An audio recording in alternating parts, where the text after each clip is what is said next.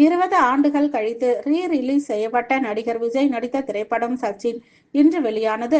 ரசிகர்கள் நடிகர் விஜயின் புகைப்படத்திற்கு பாலாபிஷேகம் செய்து பேண்ட் வாத்தியங்களுக்கு நடனமாடி உற்சாகமாக கொண்டாட்டம். கடந்த 2005ஆம் ஆண்டு வெளியான சச்சின் திரைப்படம் வசூல் ரீதியில் நல்ல வரவேற்பை பெற்றது. வடிவேலு விஜயின் நகைச்சுவை காட்சிகளும் பெரிதும் விரும்பப்பட்டன. இந்த நிலையில் சச்சின் படம் வெளியாகி 20 ஆண்டுகள் நிறைவடைந்த நிலையில் வரும் 18ஆம் தேதி படம் மீண்டும் திரையரங்குகளில் வெளியிடப்படுகிறது. இந்த நிலையில் படத்தின் ட்ரெய்லர் வெளியிடப்பட்டு நல்ல வரவேற்பை பெற்று வருகிறது.